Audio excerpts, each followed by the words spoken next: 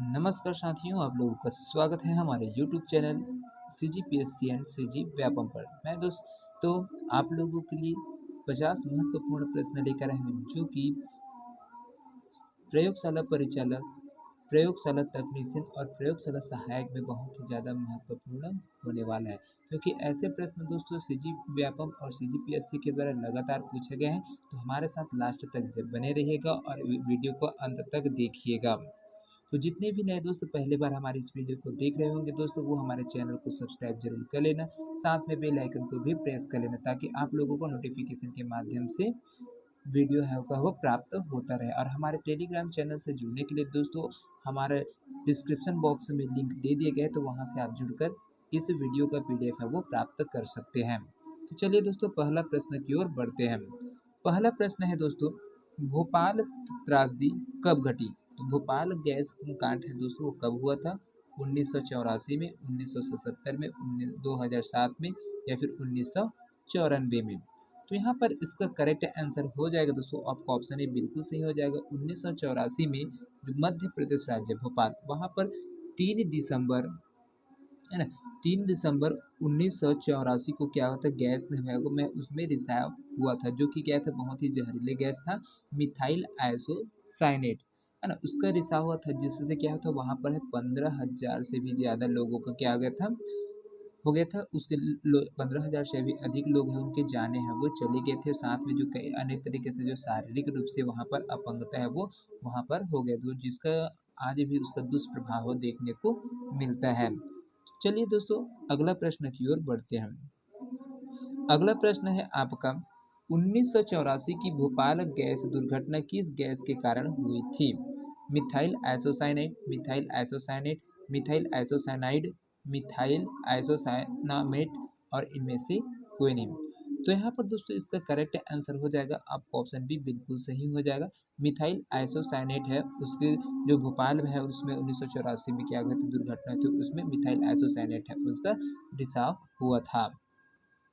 चलिए अगला प्रश्न की ओर बढ़ते हैं। अगला प्रश्न है आपका, चिपको आंदोलन का संबंध है किससे संबंधित है? वन उत्पाद से, वन संरक्षण से, वन विनाश, वन्य जीव संरक्षण? इसका करेक्ट आंसर हो जाएगा दोस्तों, आपका ऑप्शन भी बिल्कुल सही हो जाएगा, वन संरक्षण से संबंधित है, क्योंकि जो चिपको आंदोलन की शुरुआत है 1973 में हुआ था दोस्तों। यहाँ पर 1973 में चिपको आंदोलन उनका शुरुआत हुआ था। यहाँ पर जो तत्कालिक रूप से उत्तर प्रदेश है ना, तत्कालिक उस टाइम में जब यहाँ पर हुआ था 1973, तब ये उत्तर प्रदेश राज्य के अंतर्गत आता था। साथ में वर्तमान में अभी ये उत्तराखंड का हिस्सा है ना, यहाँ पर उत्तराखंड है उनका हिस्सा बन गया है। जो चमोली जिला है वहाँ पर एक चमोली जिला है, चमोली जिला है उसमें गोपेश्वर नामक स्थान से हुआ था, जिसका प्रणेता क्या था, चंडी प्रसाद भट्ट और उनके जो सहयोगी साथी थे सुंदरलाल बहुगुणा, ये सब चिपको आंदोलन के प्रणेता थे। तो ये किससे संबंधित था दोस्तों? वन संरक्षण से संबंधित आंदोलन था। चलिए अगला प्रश्न की ओर बढ़ते हैं।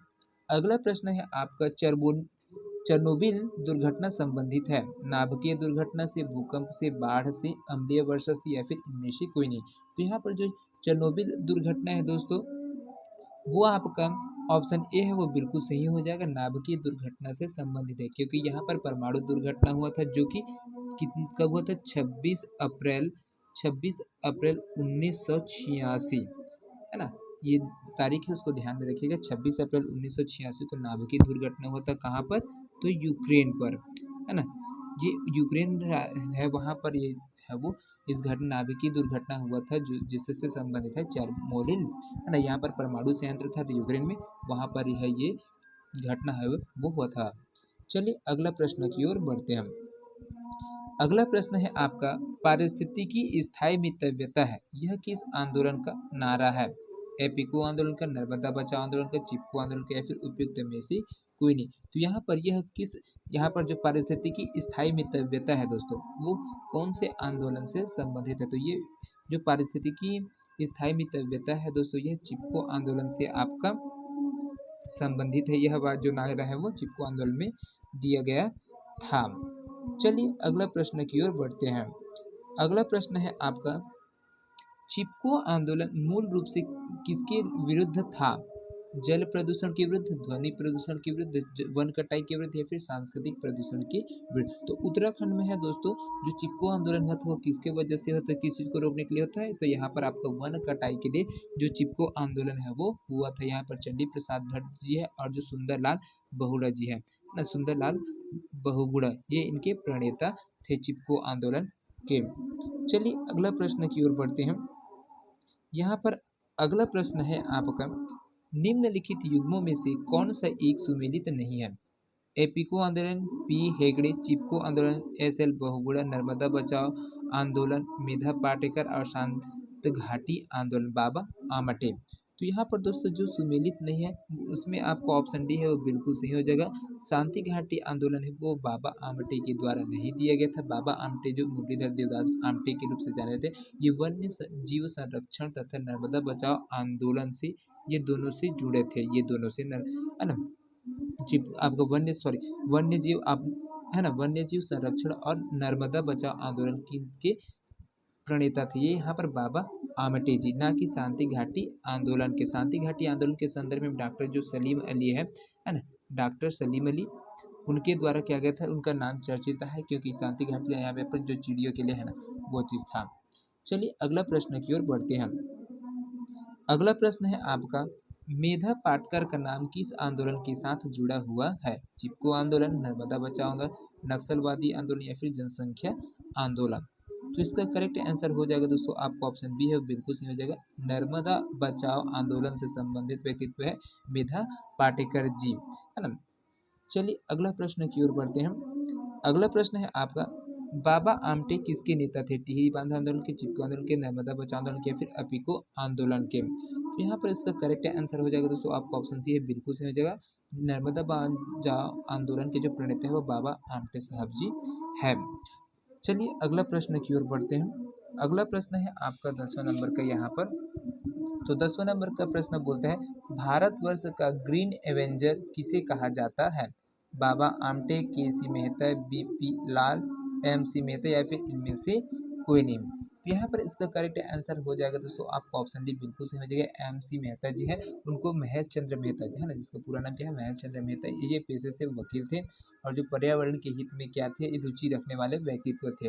और इनके द्वारा जो भारत का है ना, जो महेश चंद्र मेहता जी, उनको भारत का ग्रीन एवेंजर के रूप में जाना जाता था, फिर कहा जाता है, क्योंकि उन्होंने वर्ष 1997 है, 1997 में इनके द्वारा किया गया था रेमन मैग्सेसे पुरस्कार, और वर्ष 2016 में पद्मश्री पुरस्कार से सम्मानित किया गया है। तो इसको ध्यान में रखिए कि यहाँ पर बहुत ही महत्वपूर्ण प्रश्न है। चलिए अगला प्रश्न की ओर बढ़ते हैं।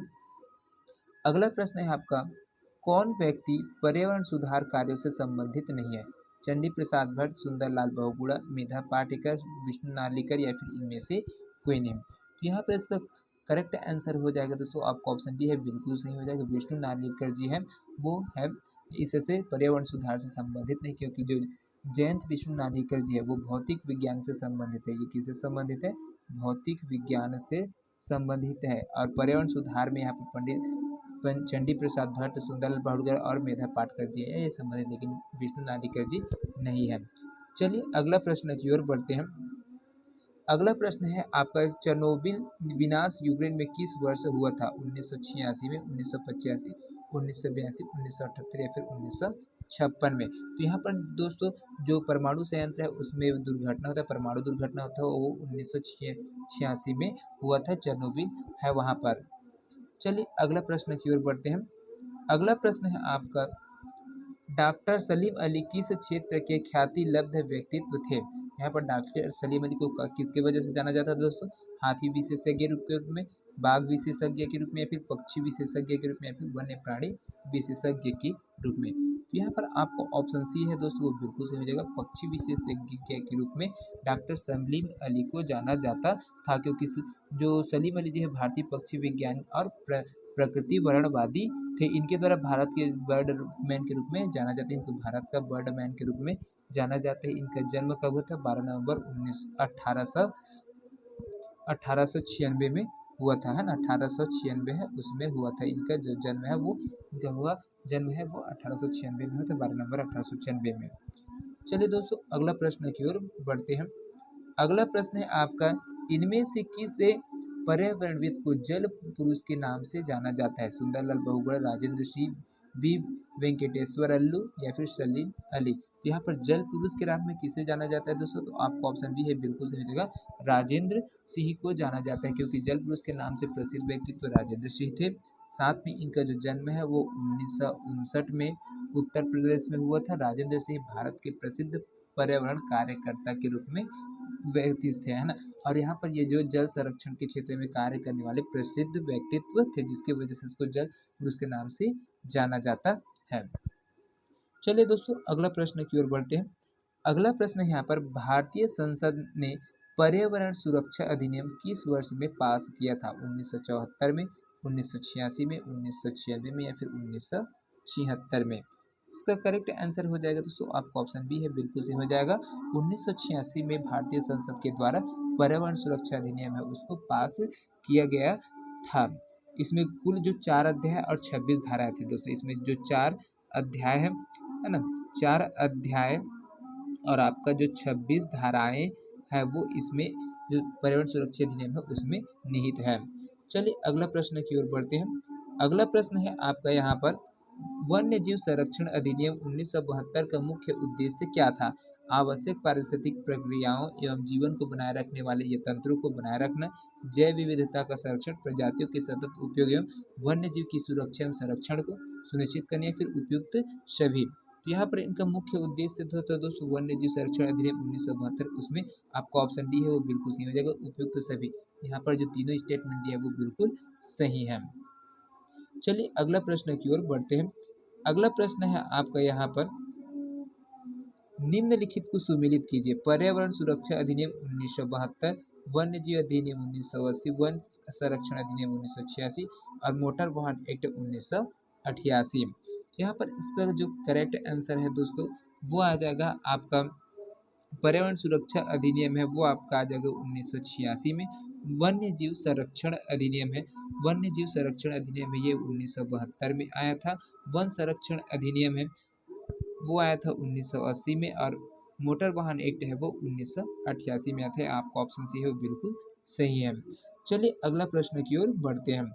अगला प्रश्न है यहाँ पर, किस वर्ष केंद्रीय जल आयोग ने सिंचाई अनुसंधान एवं प्रबंधन संगठन की स्थापना की थी? 1984 में, 1948 में, 1964 में या फिर 2004 में? तो यहाँ पर इसका जो करेक्ट आंसर है दोस्तों वो आ जाएगा आपका ऑप्शन ए बिल्कुल सही हो जाएगा, 1984 में, क्योंकि जो जल संसाधन प्रबंधन और प्रशिक्षण योजना है दोस्तों, तो इसके तहत क्या था 1984 में, है ना। 1984 में भारत सरकार के जो केंद्रीय जल आयोग ने क्या था, सिंचाई अनुसंधान और प्रबंधन संगठन का किया गया था स्थापना है वो किया था। इसके जो प्रमुख उद्देश्य थे वो क्या था, सिंचाई प्रणालियों में सुधार करना था। जो सिंचाई प्रणाली है उसमें सुधार करने की आवश्यकता को देखते हुए यहाँ पर इसका गठन किया गया था। चलिए अगला प्रश्न की ओर बढ़ते हैं।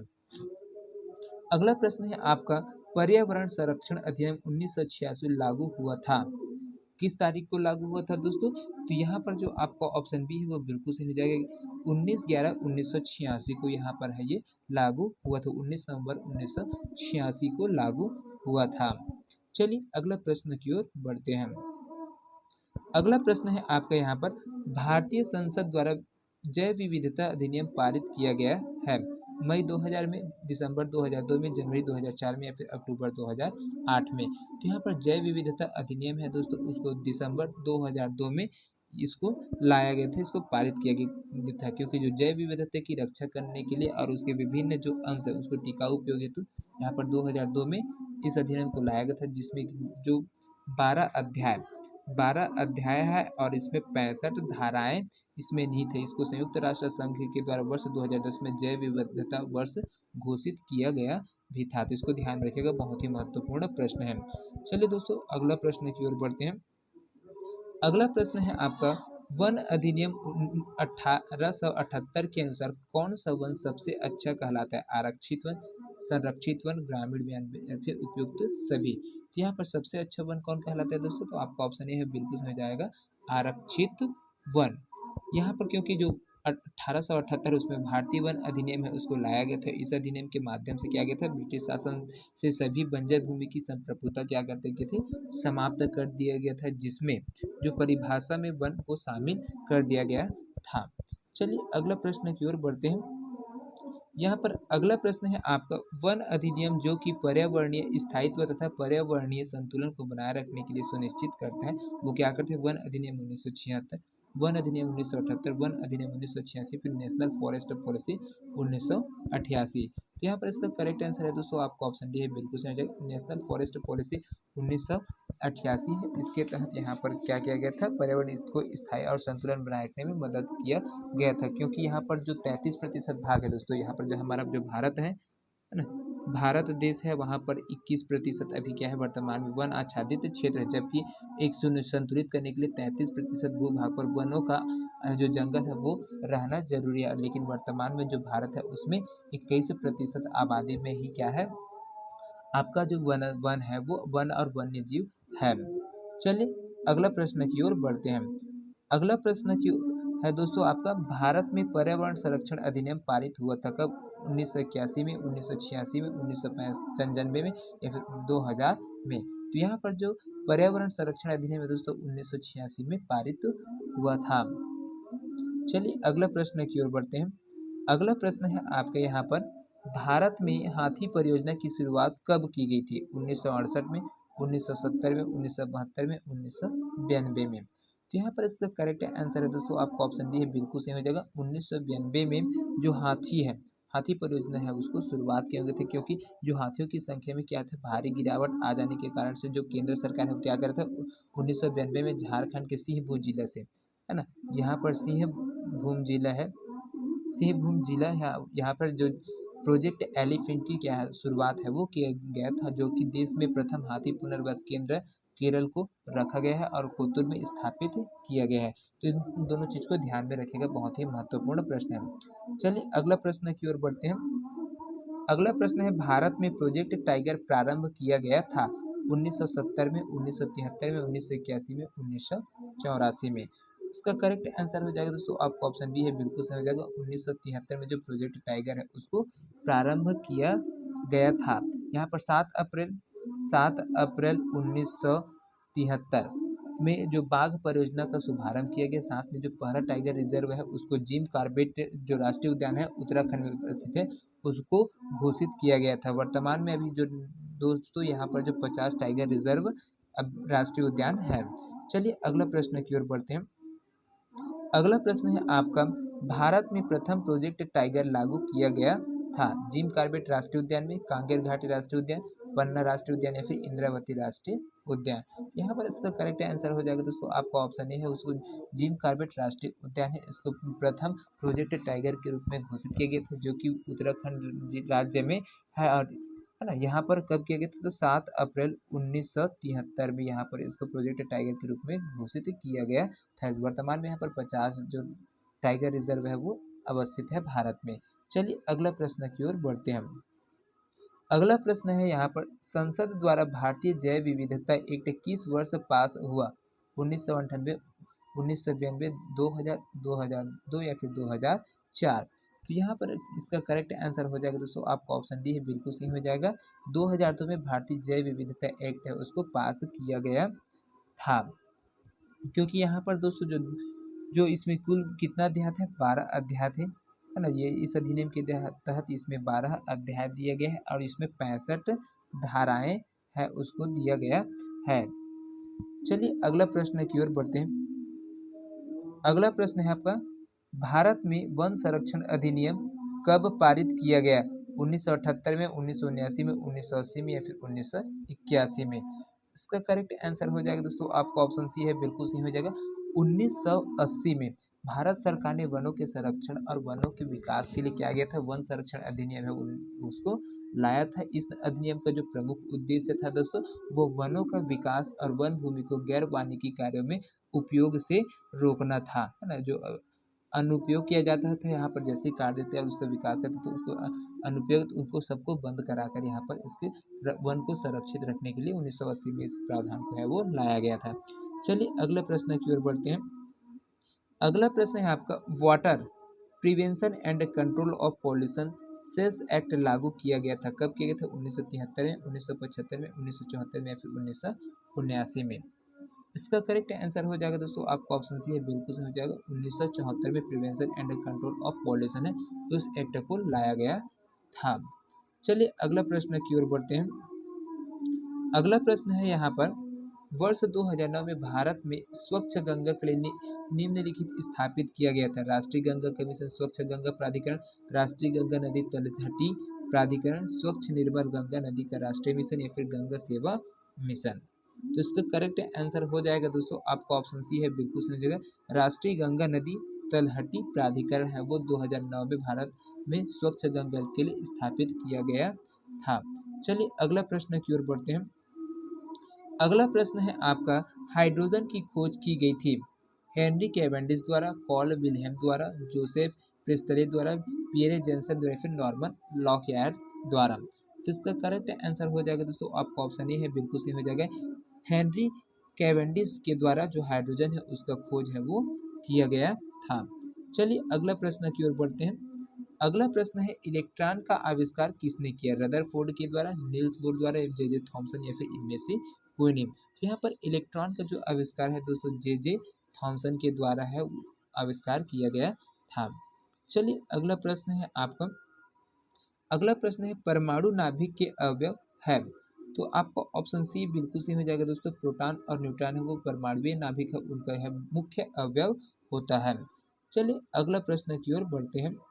अगला प्रश्न है यहाँ पर, एक परमाणु के केंद्र का धनावेशित हिस्सा क्या कहलाता है? प्रोटॉन, न्यूट्रॉन, इलेक्ट्रॉन्स या फिर न्यूक्लियस? तो यहाँ पर जो धनावेशित हिस्सा है दोस्तों वो कहलाता है आपका ऑप्शन डी है वो बिल्कुल सही हो जाएगा, न्यूक्लियस है वो कहलाता है, क्योंकि इसमें इलेक्ट्रॉन और प्रोटॉन दोनों बीच में रहता है और यहाँ पर जो परमाणु है वो अणु के रूप में न्यूटन वो कर लेता है। चलिए अगला प्रश्न की ओर बढ़ते हैं। अगला प्रश्न है, निम्नलिखित में से कौन सा कण आवेश रहित है? अल्फा कण, इलेक्ट्रॉन, न्यूट्रॉन या फिर प्रोटॉन? तो आवेश रहित कण है दोस्तों वो कौन होता है? तो आपका ऑप्शन सी बिल्कुल सही हो जाएगा, न्यूट्रॉन है एक प्रकार से आवेश रहित कण होता है। चलिए अगला प्रश्न की ओर बढ़ते हैं।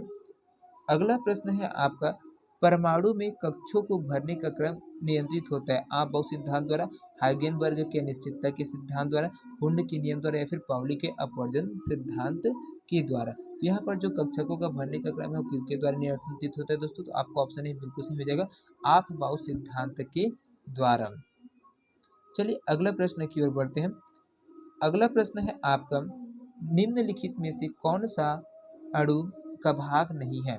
इलेक्ट्रॉन, प्रोटॉन, न्यूट्रॉन या फिर फोटॉन? तो यहाँ पर इसका करेक्ट आंसर हो जाएगा दोस्तों आपका ऑप्शन डी है, बिल्कुल सही हो जाएगा। फोटॉन है वो अणु का क्या है, भाग नहीं होता, बाकी इलेक्ट्रॉन, प्रोटॉन और न्यूट्रॉन है वो एक अणु के अंदर है वो निहित रहता है। चलिए अगला प्रश्न की ओर बढ़ते हैं। अगला प्रश्न है आपका, जिस तत्व के परमाणु में 2 प्रोटॉन, 2 न्यूट्रॉन और 2 इलेक्ट्रॉन हो उस तत्व की द्रव्यमान संख्या कितनी होती है? 2, 4, 6, 8? तो यहाँ पर इसका करेक्ट आंसर हो जाएगा दोस्तों आपका ऑप्शन बी है वो बिल्कुल सही हो जाएगा, 4 इलेक्ट्रॉन है, क्योंकि 2 इलेक्ट्रॉन प्लस 2 इलेक्ट्रॉन बराबर कितना, इनका जो भार हो जाएगा वो 4 हो जाएगा। चलिए अगला प्रश्न की ओर बढ़ते हैं। अगला प्रश्न है आपका, बहुत ही महत्वपूर्ण प्रश्न है दोस्तों, जंग लगने पर लोहे का भार क्या होता है? बढ़ता है, घटता है, वही रहता है या फिर अनिश्चित हो जाता है? तो कोई भी वस्तु है दोस्तों अगर लोहा है उसमें जंग लगता है तो उसका भार है वो बढ़ जाता है। आज के सेशन का अंतिम प्रश्न देखेंगे दोस्तों। यहाँ पर अंतिम प्रश्न है आपका, निम्नलिखित में से कौन सी धातु सामान्य तापमान पर द्रव्य अवस्था में रहती है? लेड, निकिल, पारा या फिर टिन? इसका करेक्ट आंसर हो जाएगा दोस्तों आपका ऑप्शन सी है, बिल्कुल सही हो जाएगा। पारा एक ऐसा धातु है क्या होता है जो सामान्य अवस्था में है ना, रूम का टेम्परेचर में क्या होता है, ये द्रव्य अवस्था में रहता है। तो दोस्तों ये 50 प्रश्न आप लोगों को कैसे लगे कमेंट करके जरूर बताइएगा। वीडियो पसंद आएगा तो ज़्यादा से ज़्यादा लोगों तक शेयर करेंगे। तो मिलते हैं दोस्तों अगले वीडियो में, तब तक के लिए अलविदा। जय हिंद, जय Chhattisgarh. Thank you so much दोस्तों।